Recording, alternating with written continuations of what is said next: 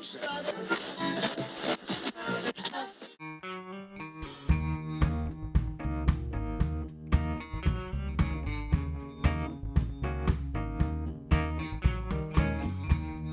getting dark.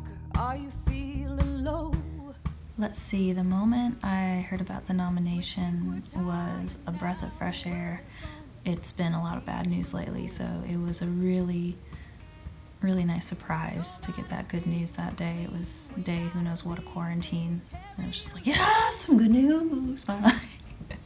And the first person I told, well, I messaged the rest of the band. I sent a text to our group thread, giving them a screenshot of the email saying that we got the nomination and sharing in the good news with my bandmates. Leave your light on.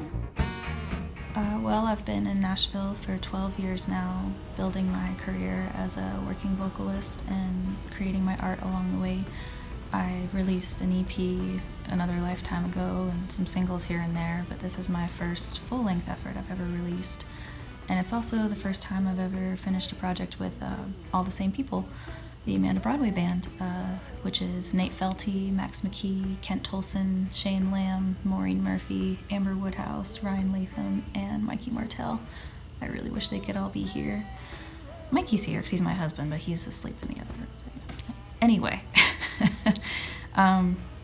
we're a band, and we've been spending the past few years writing and honing these songs and playing them out live, and so for us to get the best debut album just feels really great, and it's really validating for our artistry and our sound and what we're doing. Don't ask us to turn it down. We won't tell. Vulnerable, groovy, raw, relevant, and dynamic. Came all this way to burn it down. We're gonna I think artistic freedom is one of the best things about being an independent artist. I've never been on a label, so I don't have anything to compare it to, but it's definitely liberating to have no one telling you what you're supposed to do or what you're supposed to sound like. We decided to just self-produce this record, and I also really like having the choice to bring in others if we want. Maybe the next one we bring in another producer. Either way, the choice is ours. It's hard to say of all time about anything, but this last question is my favorite because I just love telling people about this record. Aretha Franklin's 1973 Hey Now Hey, The Other Side of the Sky, produced with Quincy Jones. I saw this at a record store and I had never heard of it, and I was so intrigued by the artwork alone and it's Aretha, so I took it home, and it's now one of my favorites ever. The title track is one that we cover in the band a lot.